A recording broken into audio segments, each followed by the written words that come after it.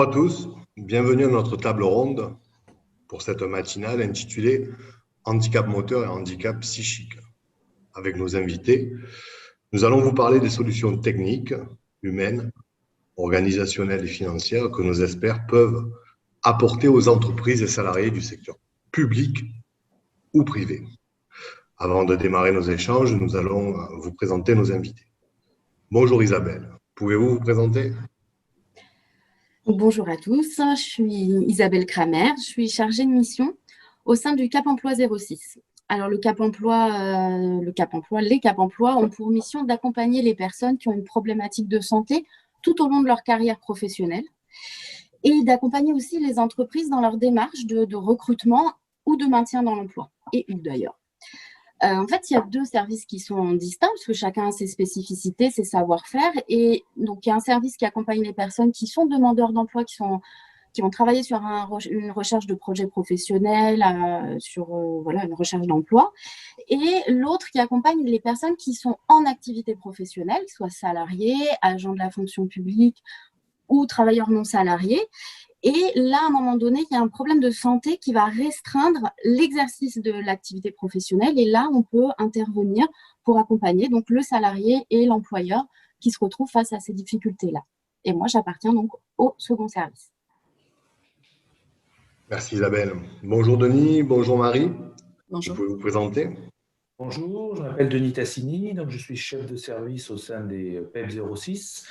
On est une association loi 1901, pupille d'enseignement public, une grande dame de plus de 90 ans maintenant, qui est surtout connue pour gérer 3 établissements et services pour enfants, adolescents et adultes handicapés, mais aussi un centre de santé polyvalent spécialisé handicap, entre autres, et ce service donc d'évaluation pour la compensation du handicap, pour lequel nous réalisons depuis plus de 10 ans maintenant des évaluations donc dans le cadre des missions AGFIP.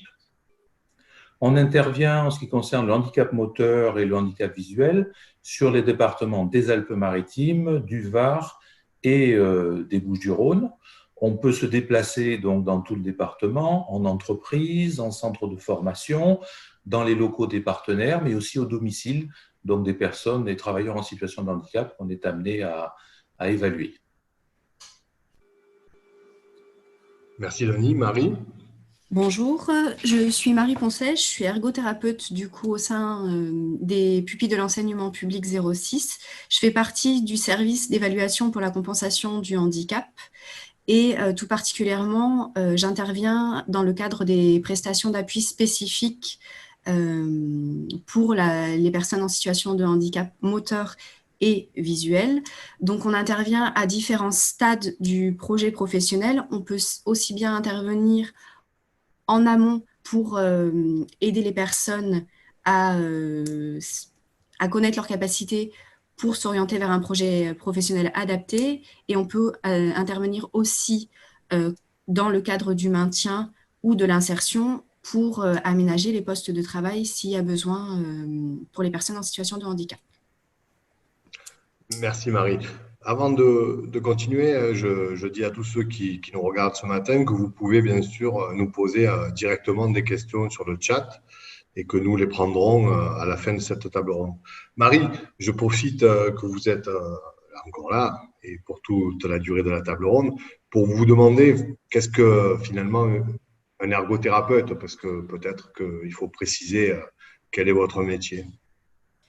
Alors, un ergothérapeute, si on veut être assez concis, c'est une personne qui permet aux différents bénéficiaires en situation de handicap d'apprendre à se débrouiller par eux-mêmes avec leur handicap.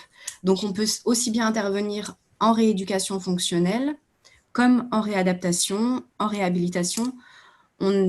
Le champ est assez vaste, mais l'idée, c'est de vivre avec sa situation de handicap, de trouver des moyens de compensation, que ce soit technique, des nouvelles méthodes de faire, ou même s'il y a besoin de l'aide humaine à apporter pour certaines situations.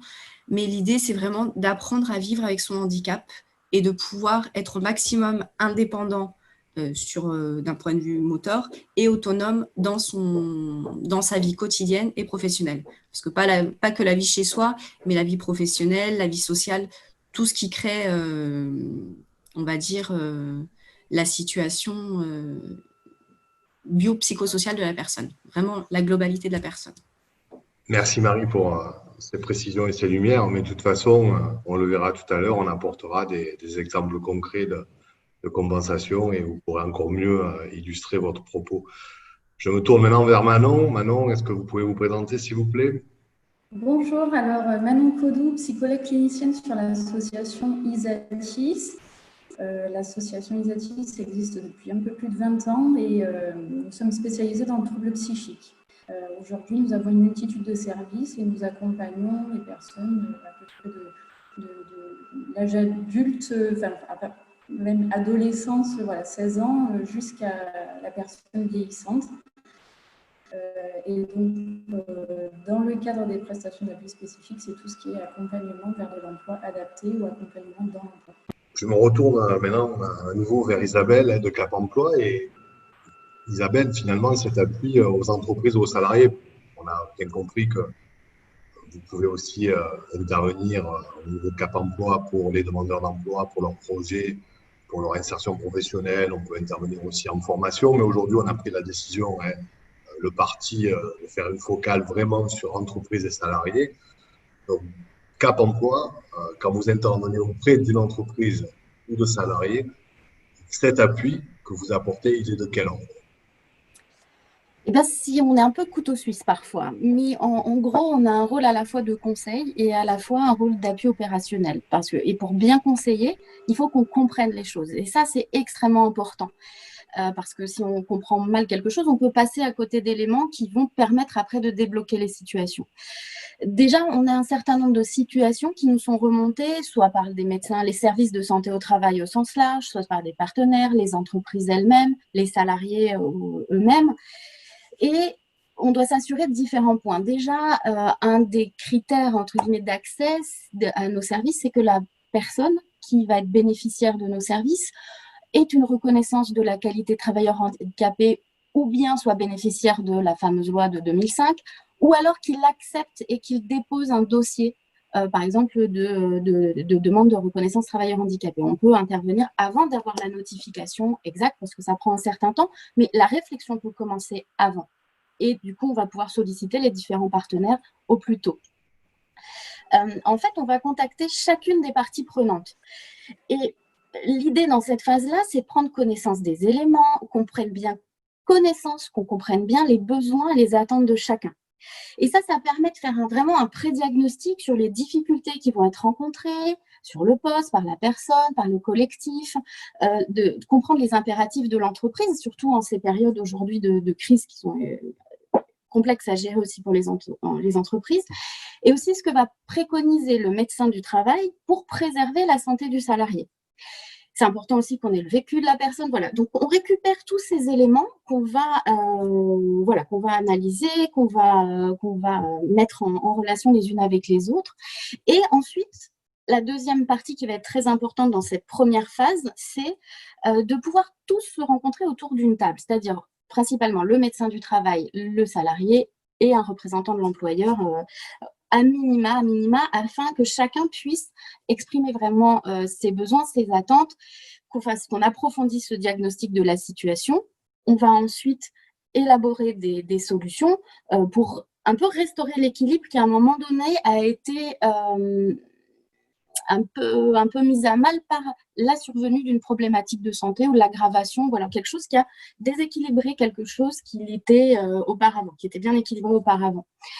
Et on va coordonner les actions proposées jusqu'à la mise en œuvre. Et c'est là où, si on repère une problématique spécifique, quelque chose qui nécessite d'aller explorer de manière fine la situation, la problématique de la personne, là, on va faire appel à un des experts en fonction du type de problématique de santé.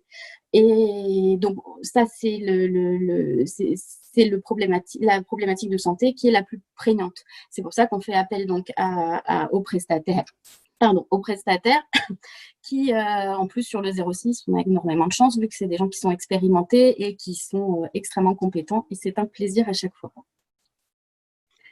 Merci Isabelle. Donc, on a bien compris une analyse vraiment fine de la situation et en fonction des besoins de cette situation, vous pouvez éventuellement prendre le service de ces prestataires. Ces prestataires, par exemple, qui pour ce matin, sur cette matinale, sont PEP 06 pour le handicap moteur et Isatis pour le handicap psychique. On avait vu hier Ariane Méditerranée pour le handicap mental et Ulurapeda pour le handicap auditif. Alors, je vais me retourner vers Marie et je reviens sur le titre de notre table ronde du matin, handicap moteur, handicap psychique, de quoi parle-t-on? Alors, Marie, le handicap moteur, de quoi parle-t-on? Alors, pour le handicap moteur, alors, pas pour toutes les personnes, mais la plupart du temps, on pense à une personne en fauteuil roulant. On a la vision du macaron fauteuil roulant et le handicap physique peut se réduire à ça. Sauf que le handicap physique n'est pas forcément visible. Dans la plupart des situations, il n'est pas visible d'ailleurs, et c'est ce qui le rend d'autant plus complexe. Donc, on peut avoir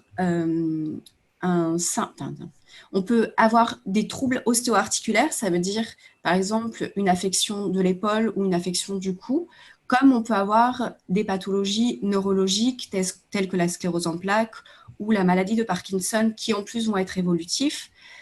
Et la déficience motrice va vraiment prendre toutes ces parties-là. L'idée, c'est que dès qu'il y a une atteinte de l'appareil locomoteur, on va intervenir dans le cadre de la déficience motrice. Donc, ça peut atteindre les déplacements, ça peut atteindre la gestuelle, ça peut se représenter par des douleurs, ça peut se représenter par des limitations fonctionnelles. Ça veut dire que la personne, par exemple, ne peut pas lever son bras correctement parce qu'il y a une restriction au niveau articulaire. C'est vraiment très, très vaste comme déficience. Nous, ce qu'on rencontre principalement en emploi, c'est pas mal de troubles ostéo-articulaires qui, en plus, sont en lien avec le travail. Donc, qui vont être en lien avec les troubles musculo-squelettiques. Très bien, merci Marie. Manon, pour le handicap psychique, je vais vous poser la même question. De quoi parle-t-on? Alors, les personnes qui ont un trouble psychique, eh bien, ça peut être soit des personnes qui ont des problématiques assez passagères, comme par exemple un burn-out, une dépression qui peut toucher monsieur et madame tout le monde, mais ça peut être aussi des troubles beaucoup plus persistants qui peuvent être eux aussi, intervenir de manière épisodique, mais qui peuvent être aussi chez certaines personnes plus constants. Et là, on peut parler de bipolarité, d'épisodes de schizophrénie, de personnes qui vont être méfiantes envers leurs collègues, envers leur hiérarchie, mais qui peuvent être aussi procédurières. Et puis, ça peut être des personnes très adaptées dans le lien, mais qui vont faire preuve d'anxiété, de phobie, alors à sortir du domicile, à prendre le téléphone. Ça peut toucher des choses assez diverses, mais voilà. Ça peut être aussi des personnes borderline. Bon, voilà, je n'énumère pas toutes les pathologies d'ordre psychique qui peuvent exister, mais en tout cas, voilà les principales dont on peut entendre parler. Merci Manon. Isabelle, quand on fait appel à vous, finalement, quel type de situation vous avez l'habitude de rencontrer en entreprise, les situations qui sont les plus courantes? Alors, on a des situations extrêmement variées. Donc, si on se base par exemple sur les problématiques motrices, donc c'est des personnes, alors vraiment de n'importe quel âge, de 16 jusqu'à, je crois, 70 ans, on a eu quand même des personnes qui ont donc eu un accident ou une maladie évolutive ou une maladie, de type hémiplégie, enfin bref, peu importe. Donc, ils se retrouvent entravés dans la réalisation des tâches professionnelles, dans n'importe quel domaine. Ça peut aussi bien être dans du bâtiment, du tertiaire, le monde agricole, l'industrie, enfin, tout type de problème. Et là, le plus souvent, on va avoir soit des personnes qui vont avoir des difficultés, par exemple, à réaliser des manutentions dans des environnements qui sont contraints. Il faut limiter certains gestes répétitifs. Il va falloir veiller à ce que la personne qui doit rester en position assise, ça ne lui déclenche pas des douleurs que ça ne majeure pas ses douleurs, ou au contraire, il faut alterner les postures. Donc, on a un peu cette typologie de situation. Et effectivement, à un moment donné, l'employeur se pose la question de comment trouver une solution la plus juste pour ces personnes-là. Et par contre, concernant les problématiques d'ordre psychique, on en a un petit peu effectivement parlé hier avec les collègues, c'est effectivement une situation qui au départ, souvent, voilà, c'est stabilisé au départ, ça se passe bien. Et à un moment donné, au cours du contrat, il y a quelque chose qui change. Alors, ça peut être une raison liée à l'environnement, ça peut être le changement d'un référent, ça peut être le changement d'un manager ou un changement de management aussi, qui du coup perturbe la personne. Une évolution des procédures de travail aussi, ou une réorganisation ou un rachat d'entreprise qui à un moment va déstabiliser la personne et là provoquer voilà, un certain nombre de problématiques qui sont encore une fois compliquées à gérer au quotidien par l'employeur. Merci Isabelle. Voilà. Merci.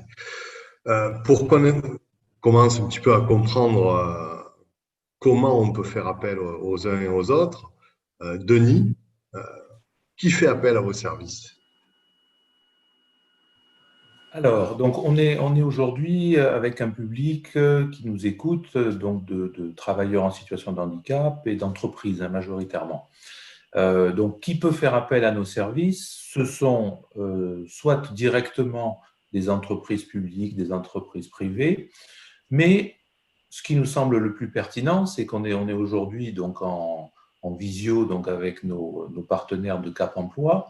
C'est Cap Emploi qui est pour nous vraiment le pivot donc de la relation qu'on peut avoir avec l'entreprise et avec les travailleurs en situation de handicap, qu'ils soient directement en emploi ou qu'ils soient en recherche avancée d'emploi. Donc, on peut réaliser ces entretiens soit chez nous, soit sur le lieu de travail ou le lieu de formation. C'est important de parler de la formation également, mais aussi on peut le réaliser donc dans les locaux de Cap Emploi, dans les missions locales, dans Pôle Emploi, voilà. Et les partenaires publics et privés en termes d'entreprise peuvent aussi nous solliciter directement.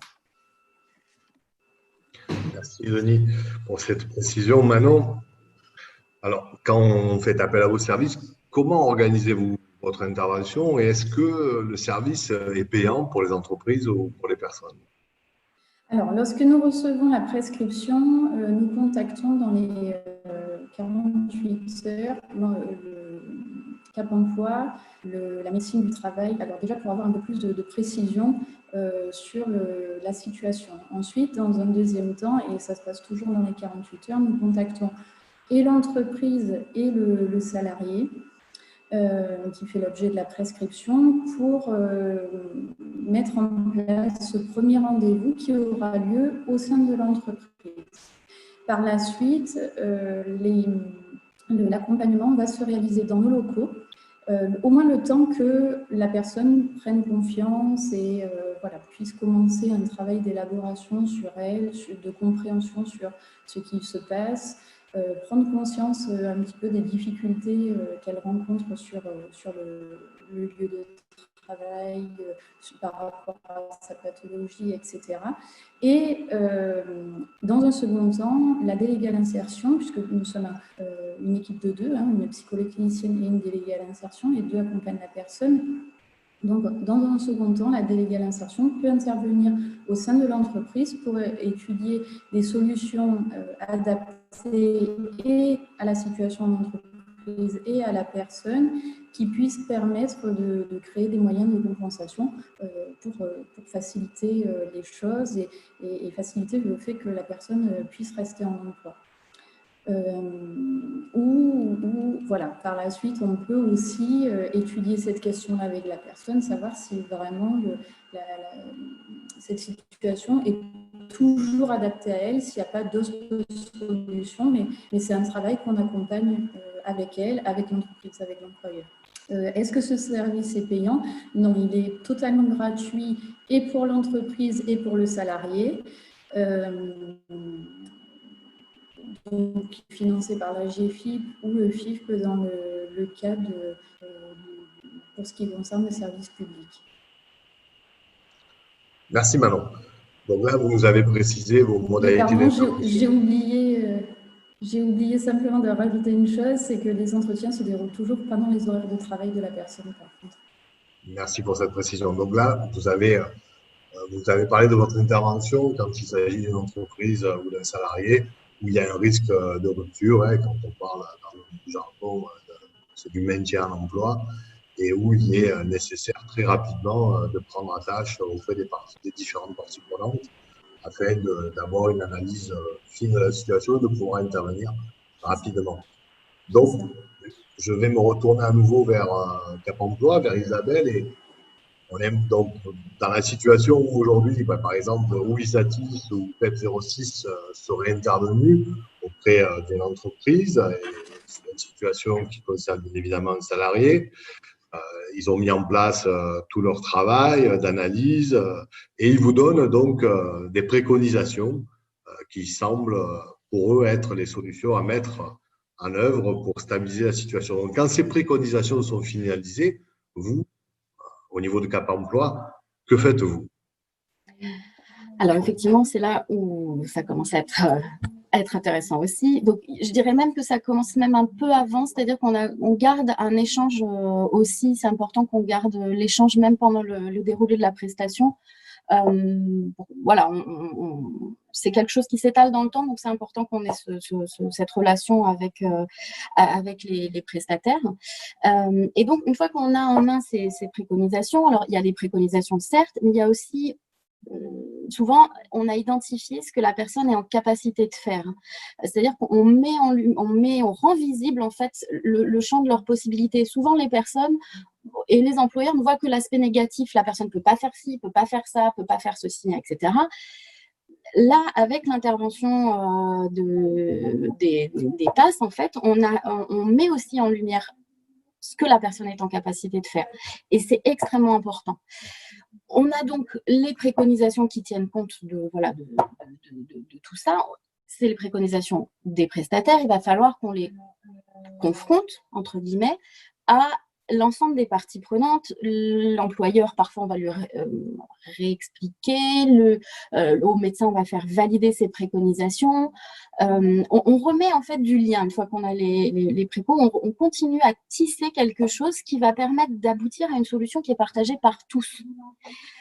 Parce que si cette solution, si les parties prenantes ne sont pas emparées de cette solution, à un moment donné, ça va bloquer. Donc, c'est vraiment important à la fin de l'intervention et une fois qu'on a les préconisations, de continuer à tricoter quelque chose pour que l'aménagement puisse devenir effectif et être mis en place.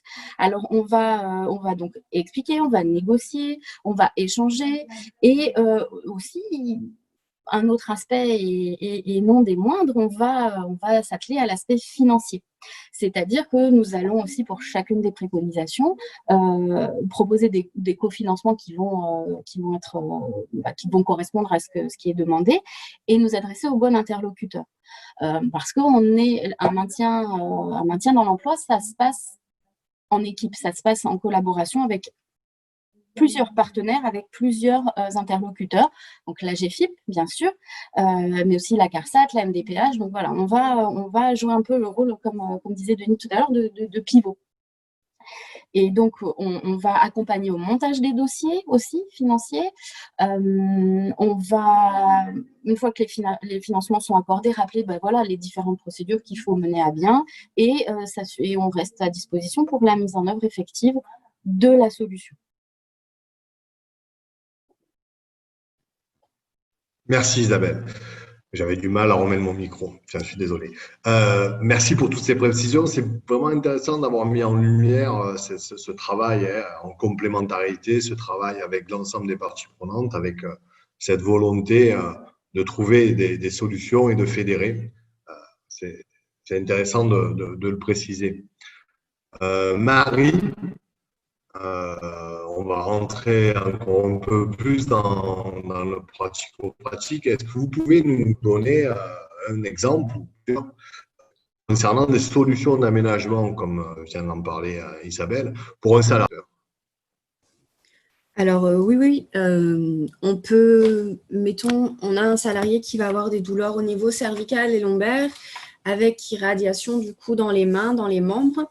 Donc nous, on va se rendre compte que ça peut avoir un impact sur son travail et sur son quotidien. On essaye de voir comment elle gère ça au quotidien et comment elle gère ça au travail, parce que parfois les personnes le gèrent chez eux, mais au travail, ils ont du mal à le gérer. Donc on essaye de voir qu'est-ce qui fait que la gestion n'est pas possible au travail. Donc là, en l'occurrence, pour cette situation, on se rend compte déjà que la posture de travail n'est pas forcément adaptée à sa morphologie et à ses contraintes. Donc, tant en termes de siège, d'écran, de bureau. Donc là, on va vraiment prendre l'environnement physique du poste de travail. Après, suivant les tâches de travail qu'elle faisait, là en l'occurrence, c'était purement administratif, donc elle faisait de la tape au clavier au kilomètre. Donc forcément, on répète énormément de gestes, on est dans une posture où on est statique plus ou moins, parce qu'on est tout contracturé. Donc l'idée, c'était de voir au niveau de son organisation à elle aussi, est-ce qu'elle restait 4 heures devant l'écran sans bouger et elle attendait d'avoir trop mal pour bouger, ou si elle essayait de se bouger régulièrement. Donc, toutes ces choses-là, on va le prendre en considération, que ce soit l'environnement physique de travail, l'organisation propre de la personne du travail et ses moyens à elle de compenser son handicap si elle a déjà des moyens qui fonctionnent, en tout cas à domicile.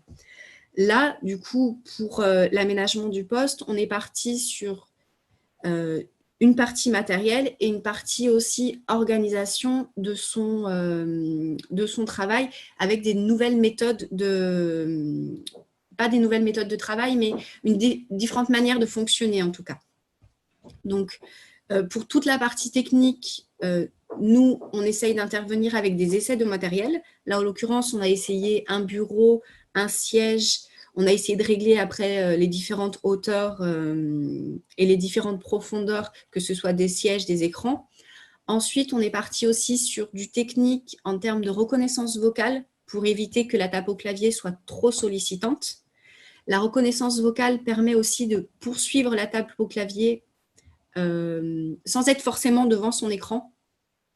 On peut bouger un petit peu, on peut se lever, bouger un petit peu en continuant de dicter. Après, on fait de la relecture.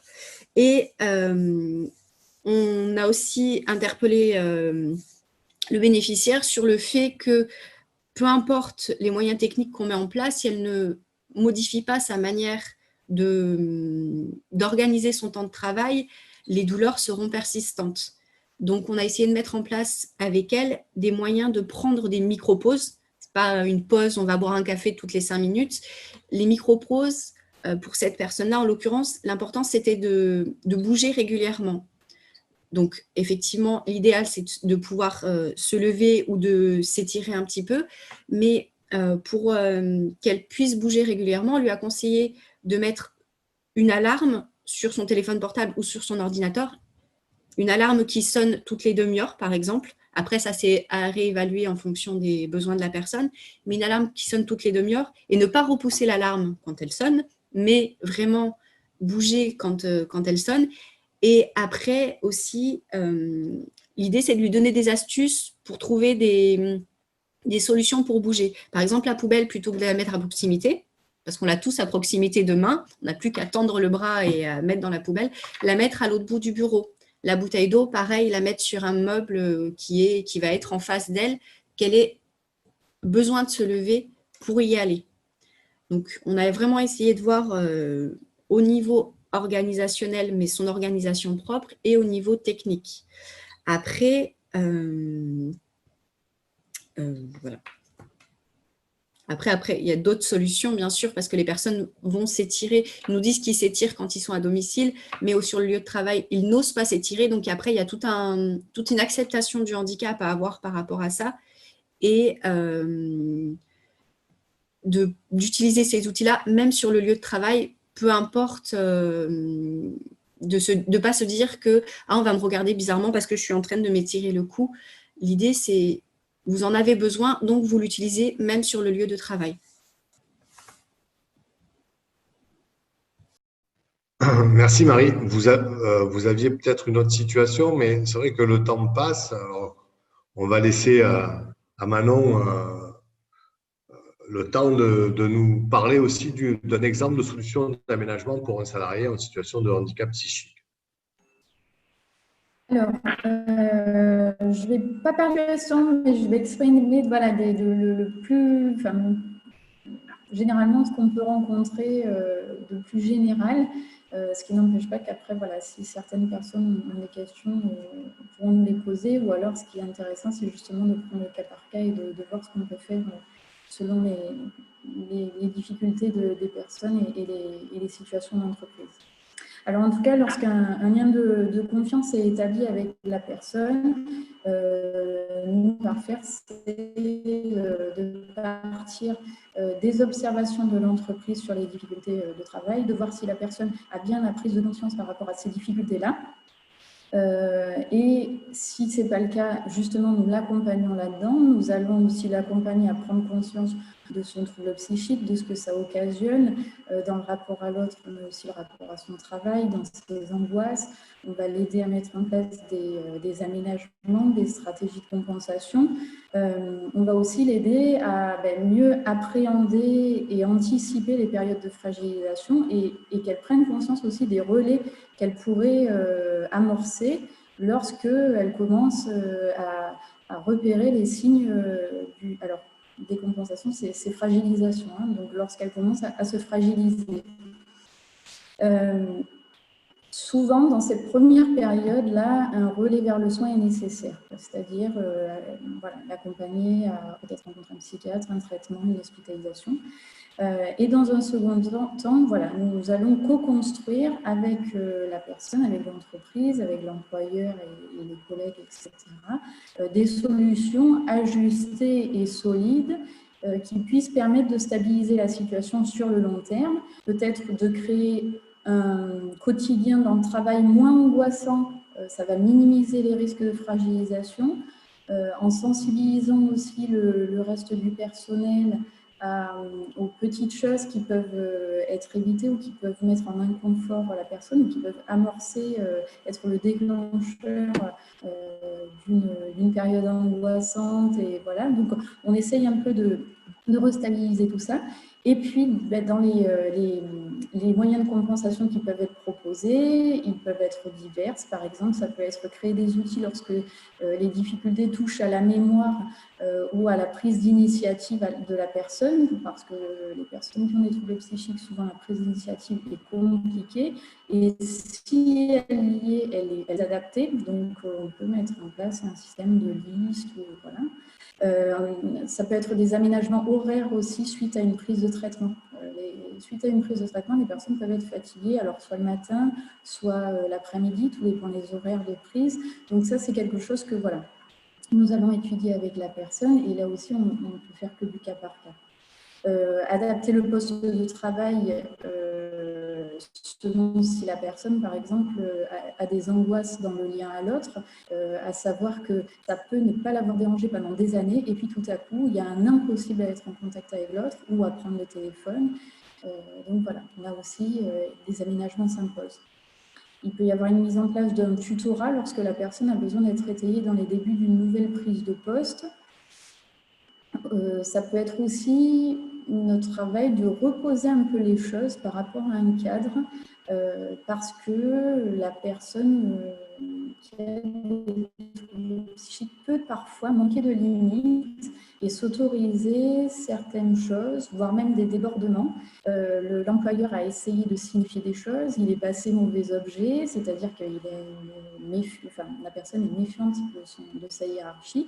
Et nous, notre rôle, ça peut être justement quand il y a un lien de confiance et un apaisement, de faire comprendre à la personne pourquoi la hiérarchie a posé un acte à cet endroit-là, pourquoi finalement elle s'est peut-être mise en danger et la hiérarchie, soucieuse que la personne ne se mette pas en danger, a posé un acte sur ce point. Donc voilà, ça peut être aussi ça, ou faire un accompagnement personnalisé étape par étape quand la personne, par exemple, a du mal à sortir de chez elle. Là aussi, du jour au lendemain, ça peut venir. Donc, on peut aller au domicile dans un premier temps et puis sortir toujours un peu plus loin. Et puis, quitte à arriver à revenir sur le lieu de travail, rester avec elle dans les premiers temps et puis s'éclipser petit à petit. L'idée, en fait, c'est d'offrir un cadre contenant, rassurant, étayant, qui puisse permettre à la personne de revenir en emploi sans que ce soit pour elle, enfin en tout cas que ça se passe le mieux possible.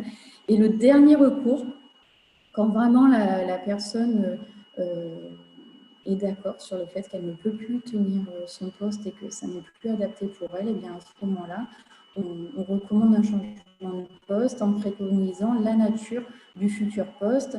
Et bien sûr, on accompagne cela et avec la personne et avec l'employeur, l'équipe, parce que tout changement est toujours compliqué. Donc on essaye de faire en sorte que, en tout cas, tous ces changements se passent le plus sereinement possible pour tout le monde.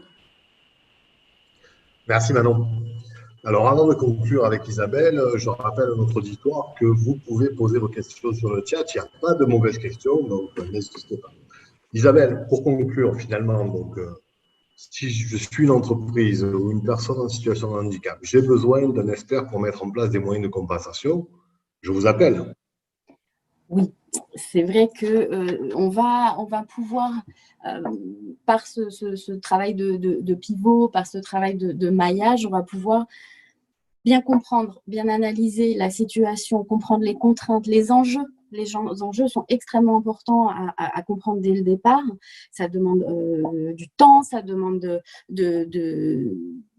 une habitude, un peu aussi des relais. Donc là, la phase d'analyse et de diagnostic est extrêmement importante, ce qui va nous permettre après de solliciter et de faire appel aux prestataires adéquats, de faire appel aux bonnes mesures, de faire appel au bon réseau. C'est un peu comme, si vous voulez, comme si un maintien, c'est un peu comme une maison. C'est-à-dire que quelqu'un a le projet de construire une maison, il faut bien comprendre comment veulent vivre les gens dans cette maison. Il faut bien comprendre comment est le terrain, il faut bien comprendre ce que veulent les personnes, mais après, il faut aussi harmoniser, il faut faire intervenir chacun des corps de métier, les maçons, les électriciens, ça dans le bon ordre et en bonne entente. Donc, c'est vraiment un peu un travail de chef d'orchestre, entre guillemets, ou de coordinateur de travaux, si on est un peu plus dans le bâtiment. Parce que si on veut que la maison tienne et tienne longtemps, il faut qu'on construise les choses solidement. Et c'est pour ça qu'on a besoin de faire appel à un réseau. Sinon, tout seul, ce n'est pas possible. Donc vraiment, le réseau est extrêmement important et sur le département, sur le département du 06, on a vraiment cette chance d'avoir un maillage qui est solide. Merci Isabelle. On va prendre quelques questions. On en avait eu. On me dit que le son n'est pas forcément bon et que les voix sont robotisées. J'espère que ce n'est pas le cas pour tous les participants. Sandra qui nous demande est-ce qu'on peut prendre un exemple concret d'une personne que vous avez accompagnée et préciser le trouble. Alors, la question elle était à 9h33, donc j'imagine que c'était une question peut-être relative au handicap psychique. Alors, Manon elle nous a plutôt explicité des cas généraux. Peut-être, est-ce que vous avez, Manon, un cas avec un trouble particulier Alors, des cas, on en a eu beaucoup. C'est vrai que ce qui pourrait peut-être être intéressant, c'est que nous sachions dans quel secteur est cette personne pour pouvoir peut-être avoir un cas plus proche de la situation. J'ai l'impression que peut-être il y a la question elle porte plutôt sur la typologie de troubles, type schizophrénie, des choses comme ça, pour mettre en lumière des compensations en face. Alors, je ne suis pas bien sûr que ça soit aussi systématique que ça, mais bon, voilà. Réfléchissez-y Ouais, et à... des cas, qu'est-ce que... Ouais. Parce qu'on a une autre question, on va peut-être prendre celle-là. Lorsque c'est un demandeur d'emploi avec des troubles psychiques sans RQTH ou en attente de RQTH, comment ça se passe avec l'ISATIS? J'allais dire avec l'ISATIS comme avec n'importe qui. Bon, il n'y a pas de souci du moment qu'il y a une notification de dépôt d'une demande de RQTH, la prescription peut être envoyée et prise en charge. Donc voilà, ça on l'avait précisé, peut-être que ça n'avait pas été entendu. Donc l'intervention se fait pour tous ceux qui ont une RQTH ou qui ont déposé une demande de RQTH, qui peuvent montrer la notification de dépôt de cette RQTH.